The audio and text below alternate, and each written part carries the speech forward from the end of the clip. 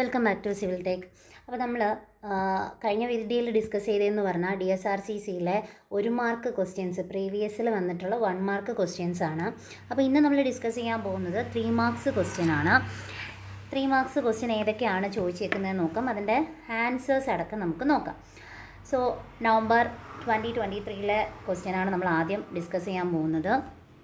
അതിൽ first question എന്ന് പറഞ്ഞാൽ സ്കെച്ച് ദ ബാറ്റേൺഡ് കോളം. ബാറ്റേൺഡ് കോളത്തിനെ സ്കെച്ച് ചെയ്യാനാണ് പറഞ്ഞിരിക്കുന്നത്. ഇത് കാണാതെ പഠിക്കേണ്ട ആവശ്യമൊന്നുമില്ല, നമ്മുടെ കോഡ് ബുക്കിൽ തന്നെയുണ്ട്. IS 800 കോഡ് ബുക്ക് എടുക്കുക. IS 800 പേജ് നമ്പർ 51 നോക്കിയാൽ മതിയാവും. നമുക്ക് എന്തിൻ്റെ ഫിഗർ ഉണ്ട്, അവർ പറഞ്ഞിരിക്കുന്ന ബാറ്റേൺഡ് ഫിഗർ കോഡ് ബുക്കിൽ തന്നെ കൊടുത്തിട്ടുണ്ട്. അപ്പോൾ കാണാതെ പഠിക്കേണ്ട ആവശ്യം ഇല്ല. Second question, define laterally unsupported beam. എന്താണ് ലാറ്ററലി അൺസപ്പോർട്ടഡ് ബീം എന്നാണ് ചോദിച്ചേക്കുന്നത്. ലാറ്ററലി അൺസപ്പോർട്ടഡ് ബീം എന്ന് പറഞ്ഞാൽ a beam in which the compression flange is not laterally supported, it is mainly subjected to bending, shear, web buckling and web crippling. എന്താ പറഞ്ഞേക്കുന്നതെന്ന് വെച്ചാൽ ഒരു ബീമാണ്. Laterally unsupported beam എന്ന് പറയുമ്പം ബീം തന്നെയാണ്, ഒരു കംപ്രഷൻ ഫ്ലാഞ്ച്ഡ് ആയിട്ടുള്ള ഒരു കംപ്രഷൻ ഫ്ലാഞ്ച് ലാറ്ററലി സപ്പോർട്ട് ചെയ്യാത്ത ഒരു ബീം. ഇത് മെയിനായിട്ട് bending, shear, web buckling, web crippling എന്നിവയോടായിരിക്കും മെയിൻലി സബ്ജക്റ്റ് ചെയ്തിരിക്കുന്നത്. അതാണ് ഉദ്ദേശിച്ചിരിക്കുന്നത്. എന്ന് വെച്ചാൽ എന്താണ്, ഇതൊരു കംപ്രഷൻ ഫ്ലാഞ്ച് ആണ്, ലാറ്ററലി സപ്പോർട്ട് ചെയ്യാത്തൊരു ബീം. ഓക്കെ, ലാറ്ററലി സപ്പോർട്ട് ചെയ്യാത്ത, അതാണ് main point. Laterally not supported, main point അതാണ്. It's laterally not supported.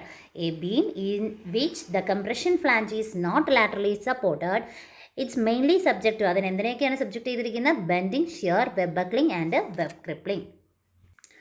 Next question, find out the plastic moment carrying capacity of a rectangular cross section having breadth 250 mm and depth 400 mm taking yield stresses 250 MPa. ഇതെങ്ങനെ ചെയ്യുന്നതെന്ന് നോക്കാം.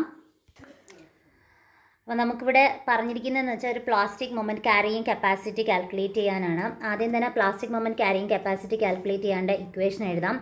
FI × ZP ആണ് equation വരുന്നത്. അതുപോലെ ഇത് rectangular cross section ആണെന്ന് എടുത്ത് പറഞ്ഞിട്ടുണ്ട്. സോ റെക്റ്റാങ്കുലർ ക്രോസ് സെക്ഷൻ ആണ്. ഇതാണ് നമ്മുടെ റെക്റ്റാങ്കുലർ ക്രോസ് സെക്ഷൻ എന്ന് പറയുന്നത്. അപ്പോൾ ഈ റെക്റ്റാങ്കുലർ ക്രോസ് സെക്ഷനിൽ നോർമലി 2 പോർഷനായിട്ട് നമ്മൾ ഡിവൈഡ് ചെയ്തിട്ടുണ്ട് ഈക്വലി. അതുപോലെ തന്നെ ഇതുവരെയുള്ള ഡിസ്റ്റൻസിനെ നമ്മൾ Y1 എന്നും ഇതുവരെയുള്ള ഡിസ്റ്റൻസിനെ നമ്മൾ Y2 എന്നാണ് എടുക്കുന്നത്. ഇത് B ആണ്. ദെൻ കോമൺലി വരുന്നത് നമ്മൾ ടോട്ടൽ ഡെപ്ത് D ആയിട്ടെടുത്തു. അപ്പോൾ ഇവിടെ എന്ന് പറയുമ്പം എങ്ങനെയായിരിക്കും വരുന്നത്, ടോട്ടൽ D ആണ്. അപ്പോൾ ഇതിൻ്റെ ഹാഫ് വരുമ്പോൾ എങ്ങനെയാണ്, D/2 ആണ്. സോ ഇത്രയും വരുമ്പം D/4 ആണ് വരുന്നത്. ഓക്കെ, ഇനി ഇത് പ്ലാസ്റ്റിക് മൊമെൻറ്റ് ക്യാരിയിങ് കപ്പാസിറ്റി കണ്ടുപിടിക്കേണ്ട ഇക്വേഷൻ ഞാൻ പറഞ്ഞു, FY × ZP. ZP എന്ന് പറയുന്നത് കണ്ടുപിടിക്കാൻ A/2 × Y1 + Y2 ചെയ്താൽ മതിയാവും. Y1 + Y2 ചെയ്താൽ മതിയാവും. ഓക്കെ, നമ്മുടെ മെഷർമെൻറ്റും കാര്യങ്ങളും ഡീറ്റെയിൽസ് എല്ലാം തന്നിട്ടുണ്ട്. ബ്രെഡ്ത്ത് എന്ന് പറയുന്നത് 250 എന്നും ഡെപ്ത്ത് 400 എന്നുമാണ് തന്നിരിക്കുന്നത്. അപ്പോൾ ഏരിയ കണ്ടുപിടിക്കാൻ എന്ത് ചെയ്താൽ മതി, 250 × 400/2. ഓക്കെ, അതിൽ D/4 എന്നാണ് പറഞ്ഞിരിക്കുന്നത്. D എത്ര, 400/4 + 400/4. ഓക്കെ, ഈ രീതിയിലാണ് നമുക്ക് വരുന്നത്. ഇത് നിങ്ങൾ ചെയ്തു നോക്കാം. കിട്ടുന്ന ആൻസർ ZPയുടെ വാല്യൂ കിട്ടിക്കഴിഞ്ഞു. ഇനി ഈ വാല്യൂ എന്ത് ചെയ്താൽ മതി, FI × ZPയിൽ സബ്സ്റ്റിറ്റ്യൂട്ട് ചെയ്യുക. FI 250 ആണെന്ന് തന്നിട്ടുണ്ട്. സോ ZPയുടെ വാല്യൂ ഇവിടെ കൊടുക്കുന്ന സമയത്ത് നമുക്ക് കിട്ടുന്ന വാല്യൂ എന്ന് പറയുന്നത് ഇതാണ്. ഓക്കെ, ഇങ്ങനെയാണ് പ്രോബ്ലം ചെയ്യേണ്ടത്. വളരെ സിമ്പിളായിട്ടുള്ള പ്രോബ്ലമാണ്, 3 മാർക്കിന് വന്നിട്ടുള്ളതാണ്.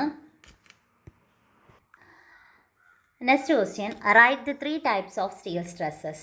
സ്റ്റീൽ സ്ട്രെസ്സസ് എന്ന് പറയുമ്പോഴത്തേക്കും നമുക്ക് ഡിഫറെൻറ്റ് ടൈപ്സ് ഉണ്ട്. കിങ് പോസ്റ്റ് ഒരു ടൈപ്പാണ്, കിങ് പോസ്റ്റ് ട്രെസ് ഉണ്ട്. അതുപോലെ ക്യൂൻ പോസ്റ്റ് ട്രെസ് ഉണ്ട്, ഫിങ് ട്രെസ് ഉണ്ട്, ഫിങ് ട്രെസ്. അതുപോലെ fan truss, north light truss, അതുപോലെ Belgian truss. North light truss, പിന്നെ ഉള്ളത് ബെൽജിയൻ ട്രെസ്. ഇത്രയുമാണ് നമുക്ക് ഉള്ളത്. Okay, types of write any 3 types of steel truss എന്ന് ചോദിച്ചാൽ കിങ് പോസ്റ്റ്, ക്യൂൻ പോസ്റ്റ്, അതുപോലെ തന്നെ fink truss, fan truss, north light truss, Belgian truss. ഇതിൽ ഏതെങ്കിലും ഒരു 3 നിങ്ങൾ എഴുതിയാൽ മതിയാവും. ഓക്കെ, ഇപ്പം പറഞ്ഞ ട്രസ്സസ് ഇതൊക്കെയാണ്: king post, queen post, howe truss, fink truss, fan truss, north light truss or saw tooth truss, Belgian truss. ഇതിലേതെങ്കിലും 3. Next question, determine the design shear strength of a laterally supported beam having section ISLB 600 at 995 Newton per meter, take FY to 50 megapascal. Shear strength calculate ചെയ്യാനാണ് laterally supported ബീമിൻ്റെ. ഈ സിമ്പിളായിട്ട് ചെയ്യാവുന്നൊരു question ആണ്. എങ്ങനെ ചെയ്യാമെന്ന് നമുക്ക് നോക്കാം. First of all നിങ്ങൾ എപ്പോഴും ചെയ്യുന്ന പോലെ തന്നെ ഗിവൺ ഡേറ്റ് എഴുതുക. അതിനുശേഷം അതിൻ്റെ ഷിയർ സ്ട്രെങ്ത് ആണ് കാൽക്കുലേറ്റ് ചെയ്യാൻ പറഞ്ഞേക്കുന്നത്. അപ്പോൾ നോർമലി ഷിയർ സ്ട്രെങ്ത് കാൽക്കുലേറ്റ് ചെയ്യാണ്ടേക്ക് നമ്മൾ പഠിച്ചിട്ടുള്ളതാണ്. V D is equal to A V F Y W √3 gamma M naught. നമ്മുടെ കോഡ് ബുക്കിൽ തന്നെയാണ് ഈ ഇക്വേഷൻ ഉള്ളത്. പേജ് നമ്പർ 59 8.4.1 നമ്മളിപ്പോൾ എഴുതിയ ഇക്വേഷൻ ഉള്ളത്.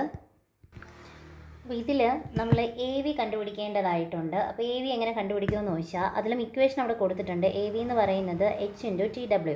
സ്വാഭാവികമായിട്ട് H × TW എവിടെ നിന്ന് കിട്ടുമെന്ന് നോക്കാം. അതിനാണ് നമ്മുടെ ക്വസ്റ്റ്യനിൽ തന്നിട്ടുള്ള ISLB 600 at 995 Newton per meter. ഇതൊന്നേ steel ടേബിളിൽ നിന്ന് എടുക്കുക, അല്ലെങ്കിൽ നമ്മുടെ IS 800 തന്നെ ലാസ്റ്റ് പേജസ് ഒരു 138 പേജിലൊക്കെ പോകുന്ന സമയത്ത് കറക്റ്റ് ഈ സെക്ഷൻ അതുപോലെ കൊടുത്തിട്ടുണ്ട്.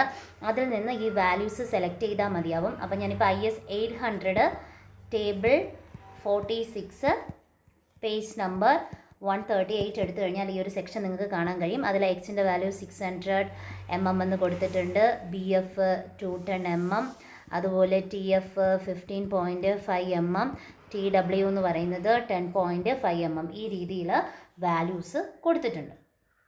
അപ്പോൾ ഇനി എന്ത് ചെയ്യുക, നമുക്കിതിലൊന്ന് എക്സിൻ്റെയും TWയുടെയും വാല്യൂ ആണ് ആവശ്യം. അത് യൂസ് ചെയ്ത് നമ്മൾ എ വി കണ്ടുപിടിക്കുക.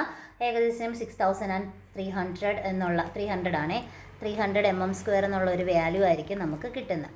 ഓക്കെ, 6300 mm² എന്നുള്ളൊരു വാല്യൂ ആയിരിക്കും നമുക്ക് എ വിക്ക് കിട്ടുന്നത്. സോ അതിനുശേഷം എ വി കിട്ടിക്കഴിഞ്ഞാൽ ബാക്കി നമുക്കറിയില്ലേ, ബാക്കിയുള്ള വാല്യൂസ് വെച്ച് ചെയ്താൽ പോരെ.